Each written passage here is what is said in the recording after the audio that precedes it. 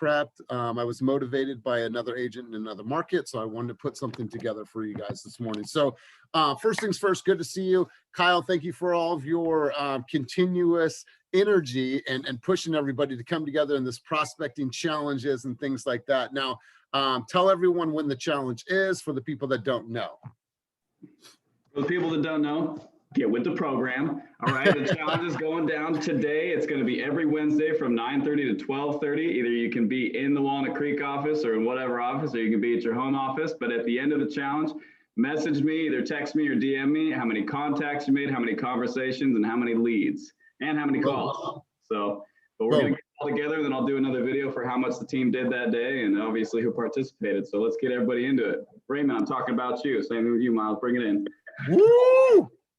Calling people out. I like this. I like that you're calling people out on social, man, because at the end of the day, we know culture of prospecting, that's what's going to lead to you guys getting in front of people. I could spend all day long practicing script and looking at the contract, but at the end of the day, if I'm not doing the activities that's going to even lead to the contract, none of this shit even matters, right?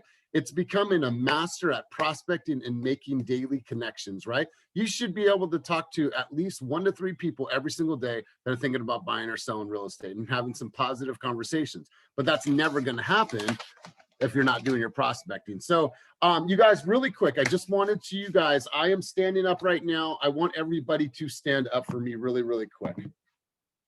I know it's early. It's early. All right. All right. Ooh, I like it. Okay. All right. So hold on a second. That don't kill me, can only make me stronger. I need you to all right, go ahead, stretch it out, you guys. I can't wait much longer. I know I got to be right now. All right, let's get the blood fucking circulating. Man, I've been waiting all night now. That's how long I've been on ya. I need you right now. Let's get lost tonight. You could be my black Kate Moss. All right, guys, listen, I'm hyped up. I'm ready. Here's why. April 1st is tomorrow.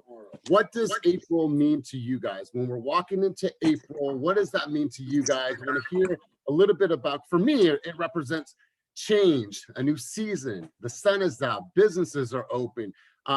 Movie theaters are going to open, shoot, like museums are going to open, and life is going to start opening back up. So going into April, Kyle, what does this mean to you? Ooh, man, houses are coming on the market. Buyers are getting hotter than hot. We're talking spicy hot. Ready to rock and roll. The weather's going to be beautiful. Sun's going to be shining every day. Bring it on, man. Let's bring on the heat. Let's get out there and do those prospecting numbers. Boom.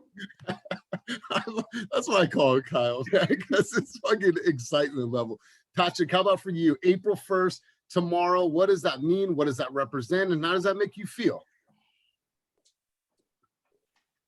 First off, let's get you off mute. It represents making better decisions, unlike that. It represents everything Kyle just enthusiastically said, on top of just, April for me is a particularly important month because it's a birthday month for me and my parents, or for my mom as well. And so it's kind of like birthday's always kind of like a checkpoint. Like, hey, how you doing, bro? Like, it's been a year since you were last doing this thing. Like, yeah. How are you now? And so it's a really important moment because right now, like, I feel like I've been so close to like getting into contract, or like getting the listings that I really, or listings or buyers that I really need. Like I'm feeling the asbestos from the ceiling like fall on my head. I'm that close. I just need to crack that ceiling and just really get through. I love that. And like I said, it's a culmination, right? Things are coming, man. Like Kyle, like he is so close, right? He has been working his ass off. Ass off, dude. For sure. And the same story with like Jack. Jack was like, man, this is tough, but he kept in the spirit high, and he kept fighting. So I'm glad to hear what April means to you, what that represents. Raymond, how about for you? Going into April, sun is shining. What does this represent? What this time of year represent for you? It's definitely, the start of the second quarter, trying to get my second quarter goals in order and everything like that. Excited for a little bit more inventory, hopefully. Springtime is normally the selling season. I know this past year and this past quarter has been a little bit different than, traditional cyclical cycle of real estate. So it's, you know, kind of crazy hoping for that. I know Prop 19 is rolling out tomorrow too. So that's going to be something big, hopefully going to open up a little bit of inventory. Also, it's National Burrito Day. And Chipotle's giving out free burritos and Bitcoin. So go get your burrito and Bitcoin at All Chipotle. right. If I never have to eat a Chipotle burrito for the rest of my life, I'm okay. I think that food is garbage. I will never eat that food. It is, but Patrick, I see your expression, your reaction. I'm from San Diego, the home of the world's best Mexican food. Come at me if you guys want to. No, I was just impressed someone was brave enough to say it. I got a taco truck outside my crib that runs circles around. I feel you guys too. And I lived in San Diego, but I don't know if I could say that it's the best. I think Northern California, like Mexican food is, I don't know what it is. Oh no, It's fire. bro.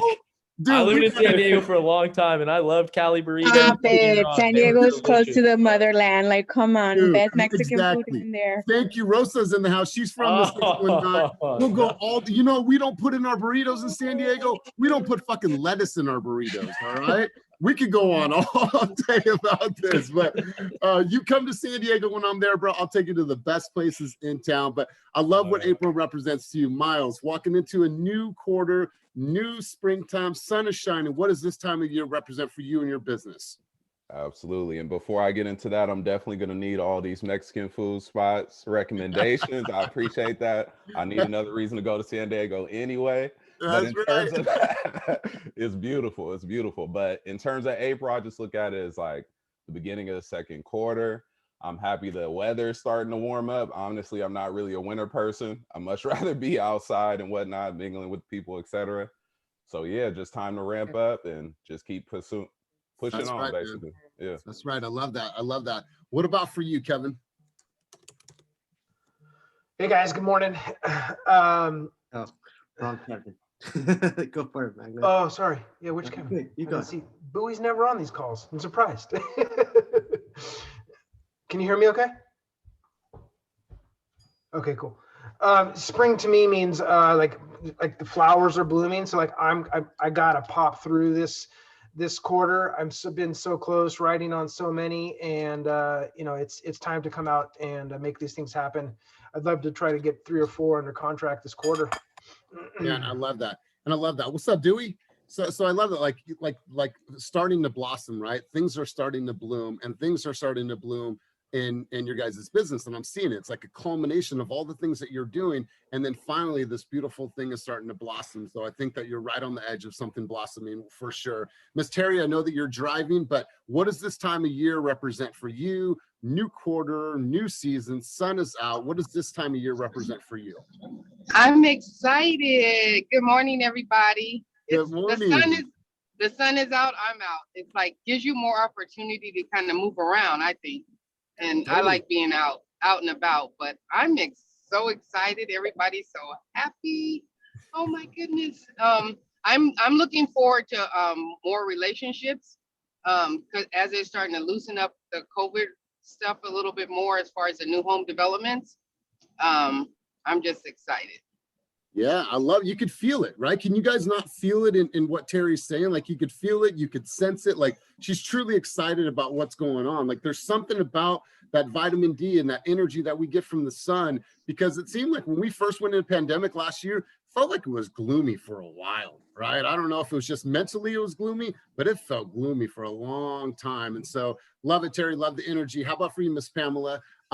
What does this time of year represent for you? New quarter, new season, what does this represent for you?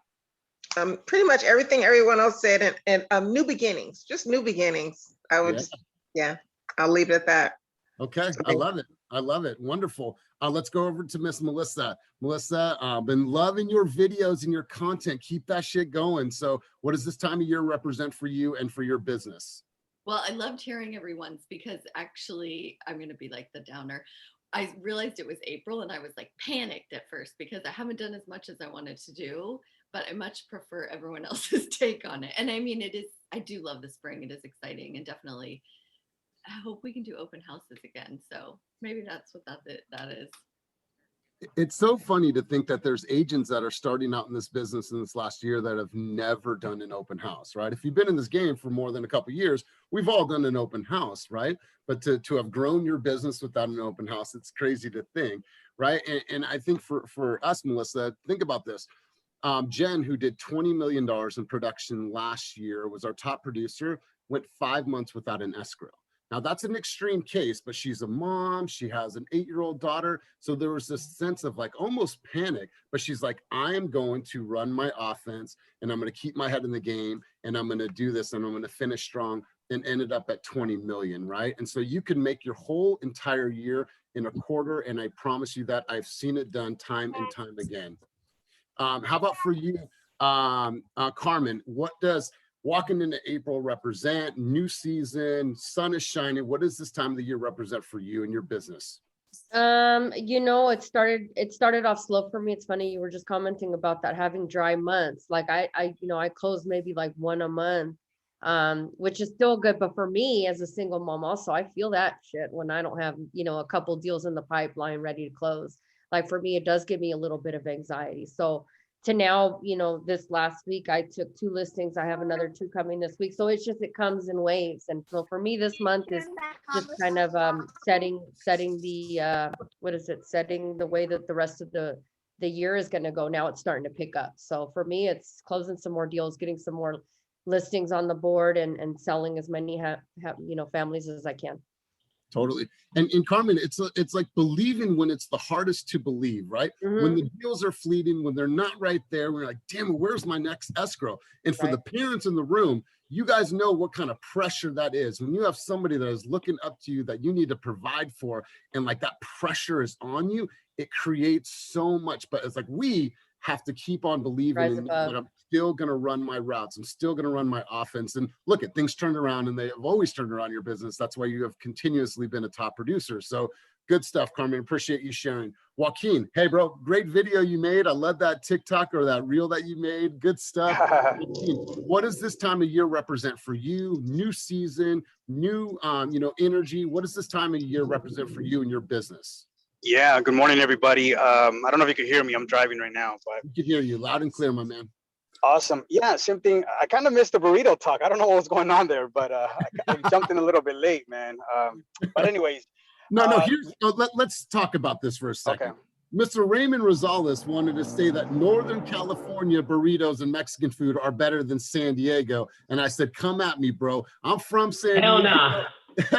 Right? San Diego burritos are the best ever. That was the comment. But go ahead, Joaquin. Well, I would always say that pupusas are a lot better than both. So. Ooh, all right. Let's go. No, just kidding. So, yeah, same thing like everybody else. I feel like it's a new quarter, a new season. I just got my listing, so I've been really looking forward to that. Should be going on the market at the end of the month, if not early May. And I know that's just gonna snowball into other things. So I'm gonna really take advantage of this opportunity that I have to list this property in Union City. And it's just keep that momentum going. I just needed one. I kept saying to myself, I just need one listing, and boom, I got it. So just opportunity knocks, open the door, say welcome, come on in. So I'm just looking forward to it. Yeah, I love it. And so start preparing your congratulations letter. So we're sending out a congratulations letter. We're one of the highest comps in a particular area in San Leandro for a 3-bedroom, 1-bath at that square footage. So we're sending a congratulations letter out to all the neighbors. Well, I was going to be like, you're welcome, but that seemed like a little cocky. So it's going to be like, congratulations. Value of your home just went up in this neighborhood because this home listed at X amount, sold for this amount. If you'd love to hear more about it and have a free home evaluation, hit us up. So you have huge opportunities to build off of that success and find your next listing opportunity and potentially more buyers as well. So Joaquin, really good. I appreciate that tip, man. I appreciate that tip. Congratulations letter. All right.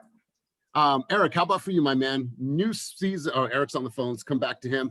Let's go over to Martinique. I know, Martinique, you are working right now, but the baby is there. This is April, right? We're heading right into April, new season, new energy. What does this time of year represent for you and your business? Like everyone else was saying, just the sun is out. It just feels really good to just get some sun and actually be able to go outside and network with people maybe and acquire some business that way. But yeah, new quarter coming up. Hopefully I can get some business. That's right. That's right. I mean, think about it this way, you guys. This is an opportunity for us to go out and start talking about these restaurants and how they're relaunching and what are their hours like, and talking about schools and how are the teachers adapting to kids back in school. What are the kids like right now, and how are they adapting them back into the social world? There's tons of opportunity. Tons of opportunity for us to talk and to expose ourselves into our local communities. So take advantage of this, right? Take advantage of this time that we're in. Chris, let's go over to you, my man. What is this time of year, April, springtime? What does this time of the year represent for you and your business? Yeah, thanks. Hey, good morning, everybody. This season, usually this time of year is when things get exciting, ramping up for how busy, kind of sets the tone for how busy the summer season's going to be for me. But I think this year in particular, I think it represents clarity, right? Like I'm going to continue to put my systems in place, continue to plug in to Team Fast, and continue to tap in, hopefully meet, some more of the team. But just, a season of clarity, I think, more than anything this year. Man, season of clarity. I really like that. I haven't heard that yet. Season of clarity. That's good stuff, man. Yeah. Let's go over to Kevin Bowie, Bet on Bowie. Kevin, what does this time of year represent for you as a squad leader in your business? Change. What does this time of year represent for you, my man? Hey, good morning, everyone. Good morning, brother. Honestly, I woke up and I'm like, it's just the sun is shining in my face, and I'm like, such a different energy. I think Terry mentioned it. But I'm just stoked, man. I'm super excited for the opportunity, and everything's starting to like just pick up out of nowhere. Like the beginning of the year was decent, but like now I'm just getting like texts from random people where they're just like, "Hey, can you help me out? I'm ready to go. Like I need to get connected." So it's gonna be a good year, I feel like. Totally, I love it, man. And it's already, couple contracts. You just got in contract yesterday. Having a great week. Things are going really, really, really well for you. But think about it this way, you guys. If we are on this call right now and you guys were all consumers and someone asked the consumer that same question, what do you think that they would say? Well, this time of year represents, we think there's going to be more houses on the market. The sun is shining. It feels good. I want to go out and see. It's not raining anymore. I'm not totally on lockdown. Like, let's start like getting back into this. I think that we would have a similar response if we asked this question to consumers. So Kevin, really good stuff, my man. Let's go over to Miss Kim Tran. Kim Tran, same question for you. What does this time of year represent for you and your business? So this time of year, I really love it. It's my favorite season out of the whole entire year, because it's like the weather's really nice. It's windy and it's sunny. And it's not too scorching hot. And then this year represents like the end of my 20s. I'll be 29 this year, so looking forward to being awesome in my 30s. That's right. But yeah, regrowth. Okay, good stuff. Every Good season. stuff. And for my burrito sister, Rosa, what does this time of year represent for you and for your business? Good morning, everyone. And thanks for defending me. I appreciate you. Well, I was defending Mexican food from San Diego, but not so much burritos. I actually do think burritos up north are better than down south. All right, we're gonna end this call now.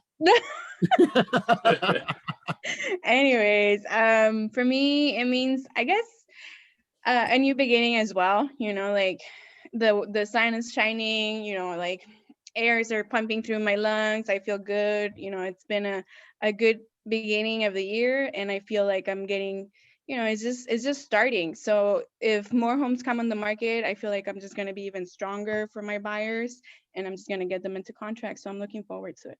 Beautiful. And you know what I'm seeing? I'm seeing everybody's fitness game get like stepped up. Like I'm seeing all kinds of people working out more. They're posting more. I've been in the gym like 4 times this last week. I'm feeling like just like pumped up with new energy. So Rosa, I love that you're grinding. I love that you're documenting that. It's good stuff.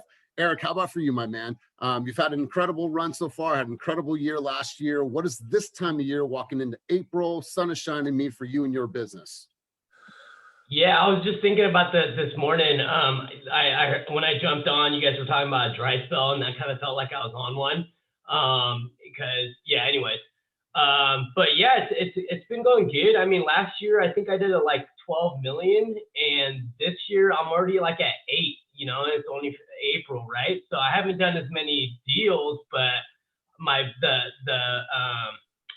the price points are going up. Wow. Yeah, and I just ratified one on 1.6 yesterday. And here's the thing: I think last year I was like, you know, looking for leads, but now this year it's like too many fucking leads, and with all these buyers, it's like impossible to get a fucking buyer in a contract. Like, who's actually, I'm gonna stop there. Yeah, like, you know, it's just it's really hard to get these buyers in a contract. So, you know, I think this year it's refocusing that energy on finding leads and rather focusing on the good leads that you have and getting creative to find them homes. Because like even on this 1.6 deal that I ratified, we wrote 6 offers on all these fucking Zillow hot homes and shit. And here's the thing, with those hot homes, it's like 42 fucking offers going 300, 400 fucking thousand over asking and still being like 18th, 29th place. Like fuck the fuck off. That's some bullshit. So then what I did was I started going through the MLS and I started looking at all the homes that have been on the market for over 3 weeks. And so I sent them to my clients and I was like, yo, I know this isn't your first pick, but y'all are focusing on all these unicorns that you got to be non-contingent on. And unfortunately, my buyers just aren't there right now. So I was able to find them a home that was on the market for 30 days. We went in at 100,000 under asking price. They were like, fuck off, dude. You know, 30 days, we're not desperate yet. So we bumped it up to 1.6. We got it ratified on the spot. And so I think it's just getting creative. And then also, you know, I started sending mailers out for the first time in my 3 years as a real estate agent. And, you know, just getting creative because, you know, you can sit around and just hope to get an escrow, or you can be proactive and take the measures you need to get in the contract. You know what I mean? Because there are homes out there. Everyone complains how low the inventory is, but have you looked at the homes that have been on the market for 30 plus days? No, I don't think you have. You know, and when you provide that for your clients, they appreciate it too. Because to be honest with you, when I was a new agent, I would handpick homes and send it to my clients. Like, hey, I think this would be a good fit for you. But then you get too busy, so then you set them on Real Scout. And so when you actually send your client a home, they're like, holy fuck, this guy's actually sending me homes that I should look at rather than me having to do all the work. So that goes like an extra inch or extra mile too for them. You know what I'm saying? So Totally. I think, you know, the whole point is to stay positive and get creative in this stupid ass market, because a lot of the like top producing agents are like, this is the hardest market that we've been in. And, you know, with the stats of how many new real estate agents fail, I think the only reason to circumvent that is for you to get creative and be proactive for your clients. Yeah, no, I couldn't agree more. Will had an opportunity, or he got in the contract last week, and Will's a newer agent. His clients are using FHA financing, and they're going after the hottest homes on the block. He's like, listen, this isn't the best strategy for us. Let's take the ugliest house that's been on the market for more than 3 weeks in a great neighborhood, even if it's a cosmetic fixer. Cool, let's go and find those types of homes. Was able to get creative, found the home, got into contract. So you guys, what I've seen emerge through this last year through pandemic is creativity on a new level. The people that are creative in their offers, creative in their videos, creative in the way that they're approaching this business are the ones that are winning. And I think Eric's a clear case of that. So good stuff. Go ahead, Kenny. So I have a comment I learned from Dan Beer last week. You guys hear the market being crazy or whatnot, right? But in reality, make sure, like, this is really important to know how you phrase it. There's way less inventory right now than last year. That can you do screen sharing, Elias? There's way less inventory last year, but I'll show you something cool that people don't really think about. So this is the housing stats right now. Just take a note of this. Wait. Kenny, don't give it up because I created a script based off of all this, but go ahead. But we're on the same page. I just created a script on this. Okay. Look at how many homes are for sale, right? These are homes that are on the market. For the most part, yes, there's way less inventory than last year. Like Oakland's not that much, little 200 to 192. Berkeley, Fremont, 73 to 48. Yeah, there's way less homes for sale, but watch the next slide.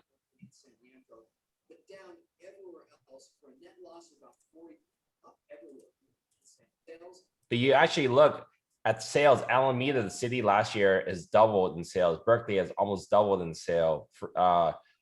Oakland has doubled in sales. Yeah, San Leandro is almost doubled in sales. Yeah, there's way less homes for sale this year, but homes are still being sold. The reason why you see less homes on the market just means less available inventory in the market. There's actually more sales being done right now than last year. This is the highest market that's ever been. It's just a huge imbalance of who's doing those sales. You know, our team has 94 escrows right now. There's teams out there probably with 3 escrows right now because their mentality is, oh man, there's nothing for sale. I can't write past 40 offers, this and this. And Eric just showed you, like, it just takes a lot more effort. And this is why we have these trainings on, you know, Monday, Wednesday, Friday, and Tuesday. So we know how to have the conversation and keep clients in the game. If you show your clients these stats, you know, they're like, oh shit, you're right. There is way more homes. Like, yeah, maybe just don't go for the one where 50 people are on it, you know, because the pictures are nice. Go for this one where it sucks at marketing, but it's actually a really good deal. I think Melody just had a great example on the call yesterday where they wrote in the home a month ago and they came back and it was you, Elias. You guys got it for 100 grand less. So again, like, I don't, you guys know how we're like, lead with data. When you can show this and people will trust you, otherwise it's fluff. Oh yeah, you should just keep shopping. Don't worry, we'll get you something. But you know, you show there's way more homes for sale. It's just the right agents are having it. We have access to off-market inventory. Look at homes that are older.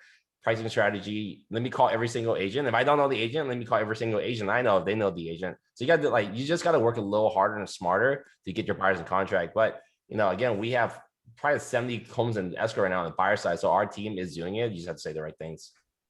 Beautiful. I love it. And you guys, I created a script. Now, here in Kenny's, you know, angle on this, we're going to add some layers to it. I just gave one example, but you guys can add multiple layers to this. Sonny, let's hear from you, my man. Walking into April, new season, sun is shining. What does this time of year mean for you and for your business? Well, I guess the new season, really, I want to get myself, you know, committed and, you know, disciplined. The sun is shining. My name is Sonny. I got to do something about that, right? It's, you know, I'm heading towards my 30s, something Kim said, and I'm getting kind of old. I just got engaged this year. And, you know, yesterday, my girlfriend was just, our fiance, she was saying how, okay, well, when are we going to get married? And I was like, oh shit, this is real. Why don't I get engaged? So, you know, I got to get deals done. I got to get work done. You know, I got to get shit started and I got to stop procrastinating. So this is a season. Man, I love it. And listen, for you to say stop procrastinating, sometimes that's the hardest thing for us to say as agents. Like, I got to stop dragging my feet and I just have to do. And I think that you got flipped off right now when you said that you're getting old. Someone's like, wait a minute. Yeah, I'm old then. Or I'm 41 years old. I mean, you got right. I'm aging like a raisin, man. Hey, man, congratulations on your new engagement, man. Wishing you guys tons and tons of happiness. Lamont, let's head over to you, my man. New season. What does this time of year represent for you and for your business? For me, it's crunch time because my birthday's in June. So I got a little 2 months to get everything together before my birthday happens. And for my business, it's time to step up and, you know, step out, you know, get more creative on what I'm doing and, you know, just put an extra step forward. That's right, man. That push that, like I said over and over again, that push that you gave yourself when you were a track athlete, you need to have that same drive in this business because there's a direct correlation, my man. You're an athlete on the field. Now you're an athlete in business. You need to have that same mentality because there's a direct correlation. So good stuff, Lamont. How about for you, Daniel? Same question. All right, we'll come back to Dan. Oh, there he is. Yeah, I'm here. Sorry, I just got to the gym. I don't know if you can hear me very well. I have my headphones on. No, like, hey, man, we know people are back in the gym, man. So go ahead, man. What does this time of year represent for you? Yes, exactly. Let's get it. The sun's coming out, man. Like you said, you see on Instagram, everyone's just in the mood to start getting ready, start working out. Kind of like repeating pretty much what everybody else said. It's new beginnings. You know, it's kind of been almost a year. Everyone's been sheltered in place for a year. It's kind of time to start coming outside and building relationships. I'm ready to get going. That's right. Building relationships, right? Handshaking some people. Right. You know, the fist bumps and thing. everything. Greetings and salutations that we haven't done in so long. Like Kenny and I are looking forward to having like meetings when you guys are there. And like we're gonna provide food and stuff. So our first meeting is in 2 weeks, right? Very first meeting. Yeah, so it's going to be exciting. So Robert, how about for you, my man? You know, April 1st, tomorrow, walking into a new season. What does this time of year represent for you and your business? Yeah, good morning, everyone. It's easily my favorite time of the year. I kind of look at it as a time to come anew, you know, where the earth kind of gets a facelift every year. So it provides a lot of opportunity and excitement for me. Man, I love that. Absolutely love it. And let's head over to Bradley to wrap it up, and then we're going to get right into the script. Bradley, you there? All right, we'll come back to him. So you guys, I received a script. It's from a Tom Ferry coach, and it is centered around helping people understand the reality of our market. What Kenny just said was great, and I think that we can add some layers to this. I'm going to provide everybody with the script, and by next Wednesday, I want to hear your entire version of this when we're having conversations with clients, right? It's one thing to say, oh yeah, interest rates are low, inventory is low. COVID caused a huge wave of people in exodus out to eastward, and that's what's driving prices up. Okay, but I want you guys to be able to get really, really granular and to provide them with data. If you've ever been on an appointment with Kenny, he hits them with so much data. It's kind of like they're like, okay, like they can't doubt him, right? Because you hit them with so much raw data, it's hard to dispute that. They think they know because they look at Zillow, they look at Redfin, and they think that they're fully educated, but we are the experts in this business. And so it's our opportunity to share with them and provide some light. So let me share my screen with you guys. So I'm gonna share this all with everybody, but I want to just give you a quick idea of the run through from this. So can you guys see my screen? Give me a thumbs up, give me a reaction, something. Anybody? Yep. Yeah. Okay. You can see it. All right, cool. So this script is basically helping you really kind of break down what's happening in our market. So this is not the market for an unmotivated buyer. You can do this during your buyer's presentation or your initial discovery confirmation when you're building a relationship with the client. Meet them where they are. I'm curious, what have you heard that is occurring in our local real estate market in the Bay? What type of market are we in? I was wondering, where did you get that information? A lot of the times when people say they have information or they know something about the market, I want to know, where did they get that information? Who has been giving them the information about the real estate market? It is their buddy, or is it a real estate agent that they know from down south that thinks that they know our local market? I want to know. Educate and inform them. Let me take a minute to quickly share with you the reality of what is actually happening in our local real estate market right now. Right, this is where you make sure that you're reading market updates. Absolutely. This is where you can really provide what is going on in our local market. And I just made some cliff notes here. Obviously, you can change this any way that you guys see fit based on your conversation. So number of homes for sale in the East Bay year over year dropped more than 30% compared to last year. In Oakland in particular, homes for sale are down 4%. However, right, what Kenny just said was perfect. However, amount of sales are up, and why? Tons of off-market opportunities, like Kevin was saying. You can go further into depth on that. Buyers are paying historically high prices throughout the East Bay. Why are they paying high prices? Supply and demand. Average days on the market, 32 days from last year to 22 days this year. However, that number is even lower in certain areas. Most homes had an offer date within 1 week because of the mass amount of traffic. That is definitely the case in Oakland, Berkeley, and San Leandro. Home prices year over year up 20% in Oakland, San Leandro 23%, and Berkeley 20%. So let's take a moment to quickly share with you the reality of what is actually occurring in the local Bay Area market. We've seen home sales drop by more than 30% or home sales drop by more than 30% in the East Bay year over year. Due to the lack of inventory, buyers are paying historically high sales prices throughout the East Bay. As a whole, the average days on the market in the East Bay are 22 compared to last year at 32. Now, depending on what city, we've seen that number as low as 10 days. Most listing agents are setting an offer date 1 week of showings because of the mass amounts of traffic. So I go into more details. So this is like a summary of everything that you want to say to a client when you're talking to them about the market and about data. But all this stuff, this comes from the weather report. This comes from the market update channel. So I want you guys to get really, really fluid with how are we explaining the market. It is one thing to talk about interest rates. It's one thing to talk about COVID and talk about this exodus, but are you guys getting really granular with the actual data from the area? Kenny, were you gonna chime in? Yeah, like the whole granular thing, like, you know, like when I talk to clients, this is like the general script and framework that you guys should know.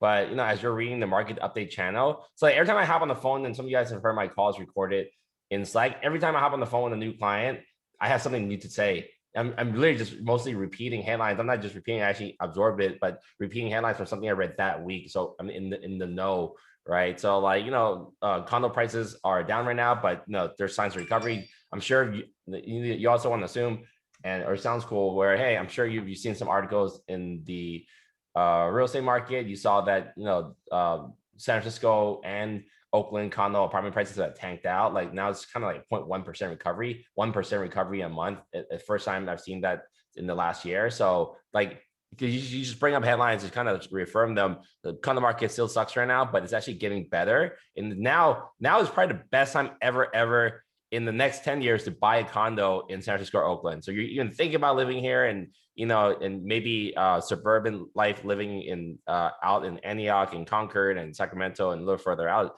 Manteca might not be for you. Now it's probably the best time ever to buy. Now the prices are low, like super low. So like you're just constantly every week reading the new markets update channel, and then you're taking bits of data and you're inserting it there. And then by the time you start having these conversations often with different buyers on your consultation calls or your secondary call, it's just a natural thing. It's not a script anymore. You're just taking, it's like going to school, right? You guys study wherever you study, different things, but you're constantly just adding to that. So this is like the framework of it, but you need to actually know the local data, and people will trust you if you do. So going back into this, you guys, there's more to this, and I want you guys to read through this. Will this market sustain? Do you think, do you know why this market is so strong? It goes into some statistics with millennials. You guys can. I have a funny script for that. I don't know the exact data, and I'll show you how I would talk to someone. We've been reading that millennials, people have been making fun of millennials, renting and staying home. And I actually had 2 calls yesterday. A client was like, I had a past client call me. I was like, dude, your son is smart. He's 30 years old. He should probably actually stay at home a little longer unless he absolutely has to buy a house. Let him save all that money, because what's happened in the market last couple of years when people are making fun of millennials, staying home parents, now they're the biggest demographic of buyers, because all that time staying home, they've got down payments now, and now they're coming in hard. They actually, I read this article a couple weeks ago, it's in Slack, that now these buyers are just skipping starter homes. They've saved so much money, they're just jumping right to the house they want.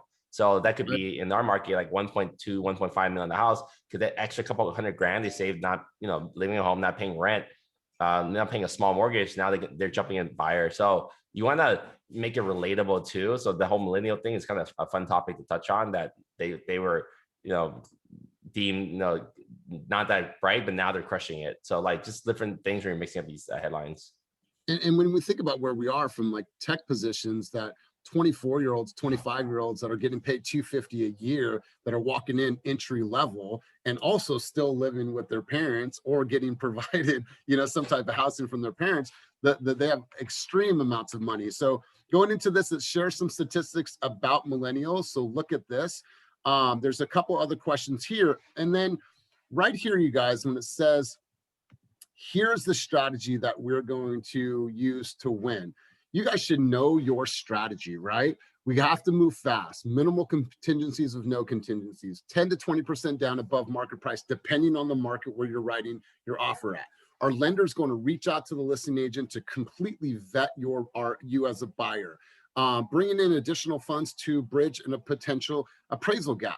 Some people aren't having those conversations, and I'll tell you what, you guys, that's happening more and more in our market. They need to know if there is an appraisal shortfall, where's that money going to come from, and have that conversation with them, right? I know you guys are looking for a house that checks off all the boxes, a 10 out of 10. Finding a 10 out of 10 in this market is going to be almost an impossibility. But what are you willing to give up in order to build financial wealth through real estate? What are you willing to give up? Because it's not about the perfect kitchen. This is about building wealth in real estate. Even if this strategy even if I follow this strategy, we may need to offer or write 3 to 5 offers before we win, right? These things need to be set from the onset so they know going into it. We're going to take some knocks on the chin. We're going to have to fight for this, but it's going to take a little bit of time. But I'm going to hang in there with you. You hang in there with me. And we're going to get to the finish line. Knowing so this last part, I didn't really like that, but you guys can take it out. Point being is I shared this with everybody. By Wednesday of next week, same time, same channel, I want you guys to develop your own version of this. How is it going to sound? What are you going to say? And make it fit your style, right? You guys got to come correct with the data. Somebody asked me yesterday, hey, can you partner with me on a deal in Oakland? I don't really know the market. Well, the way that you know the market is by you go and see homes, that you look at the comps, that you ask your team members, you start to educate yourself on these local markets, because then you'll become this Bay Area specialist. And I'm seeing it across the board. So know your market, you guys. Watch those market updates. So you simply have dialogue, conversation pieces, angles that you could talk about globally, or excuse me, nationally, locally. So you sound so astute about the real estate market. Like, damn, Kyle. Okay, you have a point there, right? You win on data, right? But you have to know the data. So knowing that script, you guys, what are your thoughts? Give me your feedback. Give me your guys' insight on what I just shared with you. Yeah, man, that's good stuff. Come next week, I'm going to make it sound like a dragon breathing fire. It's going to be so smooth. If a dragon breathing fire is smooth, then yes. Okay, cool. And how about and then when you guys are like looking at comps for your property, you should be using this website every single time. It doesn't even take more than 5 seconds. It's called Altos Research. You pop something in, like just give me, I don't know, any zip code. I think this is San Francisco. Okay. So you pop in any zip code and you can see what the market's like. This is a strong buyer's market. It's probably condo, and you see the breakdown. If you were looking at, let's just say this is the hottest, one of the hottest neighborhoods in Oakland, 94611. You can see that the homes on market, out of 33 homes in the market in 94611, average stays was 7. Only 6% of homes. So it's probably like 2 homes that ever price decrease in the last 1 month out of the last 33 homes. So this market is crazy right now. And like, you just need to know these little micro data. And this is also good for you to know too, these brackets of sizes and homes. So when you're looking at certain neighborhoods, this is one's gonna be skewed, I think, because this is Oakland Hills and nice area. But like, you quickly, actually, okay, 94607 is where I live, West Oakland and Jack London. I know that I live in a 1-bedroom condo, 700 square feet. Sorry, 1,200 square feet. It's probably gonna be that 7 to 8 range. See? So like, just this data will help you kind of like learn these markets a little faster too when you're shopping in Discovery Bay or San Mateo, but it's different than San Bruno and San Jose. When you start looking at the zip codes, you just start remembering things. Okay, this home in this neighborhood and this zip code is probably gonna be in this range. So it's just like more quick information that's gonna, the more you see it, the more fluid your conversation will be with your clients. And you guys, let me go back to this. So also sharing with your clients, can you guys see my screen here? Can you see the screen?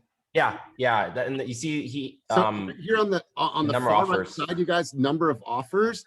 This is how you're truly building urgency and letting them know what they're up against. Look at line 23, 29 offers on this property. Look at line 14, 24 offers, 10. So knowing what we're up against, we need to come in with our highest and best offer on this home. Here's what I believe, based on the data, should be our approach in order for us to win. If you don't have this number of offers, add that field in your MLS spreadsheet. That way you always go over the number of offers. That right there brings it. Look at the data too, Elias. It's actually comforting. I know you see the number of offers, but at 4 offers, Camellia Court, 500, only sold for 10 grand over asking. DeMarty 518, so for 509 have 4 offers, it sold for 10 grand under asking. Even the 489 grand house sold for 10 grand over. But that, like, that's, I don't know what's going on, but it's comforting to know that when there's multiple offers, you can still get like you're not overpaying like crazy. So the sales price here is not that much higher than list price, even when there's a ton of offers. Yeah, this is Oakley. Obviously, it's probably going to be different in obviously Berkeley or Oakland. But this line 6, this house is listed at 485,990. We wrote at 430 or 535, got countered, and we ratified and closed at 550. So it wasn't completely too far over, but also then again, it's Oakley, so it's a different market. But we shared all this with Gianna, and she's like, okay, because if this one had 24 offers, they only accepted 1. Where are those other 23 buyers? Right? They're still circling around looking for a home in that same price point. So point being, you guys, is use data to your advantage, right? Even if you're not a numbers person or if you're not a math person, add that as a part of your arsenal, right? Add that as a part of your flow because it'll help you win more business. And here, I'll do a pop quiz. Like Raymond, you're next to me on the screen. Raymond, like a 50 grand loan, what's that equivalent to in the monthly mortgage? 50 grand loan in a monthly mortgage, like over the course of 30 years or one month. What's the monthly payment on 50 grand? In 1 year? 1 month. 1 month? What do you mean? I'm confused. Like if you took additional 50 grand mortgage, what would your mortgage payment increase be? If you take an additional 50 grand on your mortgage, you'd be at like, I don't know. I can't do it. I'm not that good at math. Okay, so this is the example when you're talking to your clients about writing another 50 grand higher or less. A 50 grand mortgage is just $225 a month. All right. That's, if you really think about it, that's not a lot of money because you go out for a nice dinner, that's like $225 or close to. So like something about when you have to make it relatable when you are trying to best suggest your clients to go out 50 grand or 25 grand, make it relatable. Like, well, you cut out 1 cup of coffee from Starbucks a day in a month, that's $150. You probably increase your price by by 25 grand. So when you're using data, you gotta make it relatable. 100 grand over and under is like $500 a month. Well, like you gotta figure out where you can try to save $500. If you start, I used to always tell people, if you had your own nice house, you can start inviting people over and make them pay for food and make them bring drinks. There's your $500, right? So again, you just gotta make it relatable. So if you didn't know that right off the bat, that this shows like this is where you guys may be losing out, and you're writing offers but not getting offers accepted because you don't know what to say to get them that next step.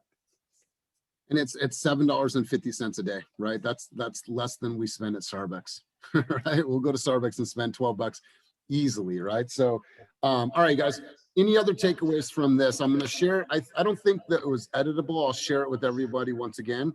I'll make sure to get it all to you guys. Any other takeaways from today's session? I want to hear from you guys. Yeah, actually, I wanted. Oh, go ahead. No, actually, I wanted to know, Kenny, is the mortgage calculator website in Slack, or is that something you just pulled up right now? Oh, there's a ton of them. I just picked a random one, just look more. And then I personally like the one from NerdWallet. I like it because when the ones are easier to look and there's kind of bolder colors and just cleaner. But there's like tons of them online. Okay. And then just in general from the session, I definitely just want to incorporate more data in my conversation. That's definitely something that I could work on. It builds trust because it's going to go high. Like, what does that mean? Like, how many offers do we get? What's the reason? Get 20 offers. But look, in Oakley, even when homes had 10, 15 offers, it only went up 10% or less. So don't be afraid of let me do my job and, right here, you, if you're coming with this house and this is the right one, here, let's increase it 25 grand. And, looks like this one, you don't have to deal with carpet and paint. You're probably saving 10 grand. You move in, it's easy. And let me work on getting, so like there's a lot of things happening with an offer. And Miles, you'll get them to get to the point to where they truly believe you. If they come to you with some bullshit ass offer, then they don't believe your data that you present them because you didn't share that with them in the right way for them to comprehend that, right? And a client will text Jen and I, be like, hey, you guys, do you think we stand a chance at this amount for that home? We'll say, no way, no how. Here's why. Cool. All right. So we're good. We're good. All right, we're going to move on that house. And we're going to pass up that one. And in the offers email, when you're using Mixmax, you guys should all have Mixmax. It lets you kind of blog an email versus attachments. When I will write to the client, well, these are the comps, and you put the screenshot of the columns and all that. Elijah's put, this is the CMA report with all the comps and pictures, and then this is the 30-day market report. You can just insert a PDF or just give them that link I dropped in. Here's all the data, and this is why I suggest this price. Anyone that says they don't write this, when I just show them like literally 50 pages of information that shows you should be in this range, like you just make, and then like we're not going on this call, and there's ways to ask people really direct questions. So when they answer themselves, they sound stupid if they were to you just gotta make people hear themselves. So I'm showing there's 20 offers, but everything's showing average 15 price, sales price over list price, but you'll go 3%. Where did you come up with that number? And what on here makes you think that? And then, or like on the call, you just ask questions, and you don't give your opinion a lot of times. You make people self-discover, and if they sound crazy, then they have the right number. So it's like, and I love that, Kenny. It's like, here's what I'm sharing with you the data, right? I told you we're going to strategize based on what the market's doing. Now, based on that, what do you believe our offer amount should be? right? And so that you've already prepped them to be like, oh my God, look at this, 10% over, 20% over, 13% over, 27 offers. Knowing what we're armed with now, Miles, what do you believe we should go in at, right? Because they should believe you based on the comps and the data that you shared. Patrick, you were going to chime in? I was just going to mention that, I think this is definitely the evolution of my pitches for sure, is going into the data. It's something, I think the biggest challenge is not incorporating the data into the pitches and or the consultations. The challenge is that the data is attached to so many different satellites shooting in so many different directions that it's all about sort of identifying where these sources are coming from and finding the most efficient means of being able to pluck that data month by month and even week by week. So my stats were pulled directly from the market update or the weather report. Watch that. If you have someone that's looking in San Leandro, man, you'll be able to get some really, really good facts on just San Leandro or any other particular community. Like, so send the base video in San Leandro. Hey, skip to the 2-minute 13 mark. It has something specific San Leandro. And then like a lot of this information too could be overwhelming. So like something I feel like pretty good at is planting seeds early on and future casting. So you would actually start bringing up some of this data. If you're doing a Zoom buyer consultation, bring up your MLS and start like playing around. Okay, you're looking at this area. I just want to show you something real quick. Looks like it has 15%. Okay, great. This area is like this. So it's not, they're not getting that data when they're writing the offer. You set the expectation. There's a couple agents like on our team that's really good at doing that early on. So it's like jab, jab, jab, jab, hook. Like by the time you get to the offer, you mentioned 6-7 times, hey, think about this. Hey, think about this. Think about it. Versus, oh, you want me to write 50 grand over asking? Well, this other agent said this. Well, no, you're just trying to trick me into writing an offer. So you gotta, this has to start very early on. It's just gonna make your life way easier. On that script that I shared with you guys, it says that offer time, right? The offer time slide is when you should be talking about a lot of this stuff. When you're looking at our buyer's presentation, that's when you should be infusing, tons of this information. So good stuff. Anybody else have any feedback on this? No? Okay, you guys, I'm gonna share it with you. I'll give everybody access. Let's work on this. And like Kyle said, a dragon spitting fire by next Wednesday. We'll do our regular Friday meeting. We'll come together, but hopefully you guys got some value out of this. Loved hearing what you guys are looking forward to for the new springtime.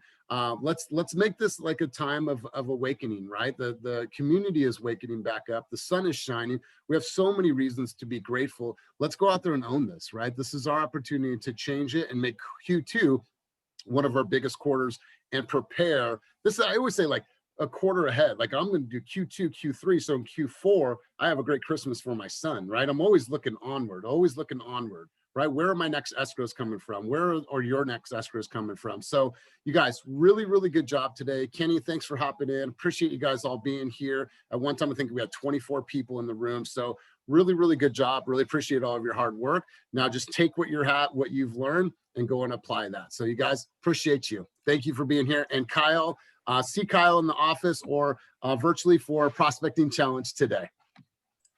All right, you guys, have a wonderful day.